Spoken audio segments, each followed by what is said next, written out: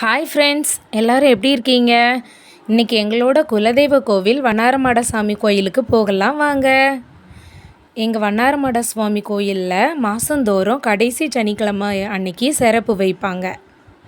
நேற்று கடைசி சனிக்கிழமை, அதனால் நாங்கள் எங்கள் குலதெய்வ கோயிலுக்கு போனோம். அங்கே சுவாமியை சந்தன காப்பு வச்சு ரொம்பவே அழகாக அலங்காரம் பண்ணியிருந்தாங்க.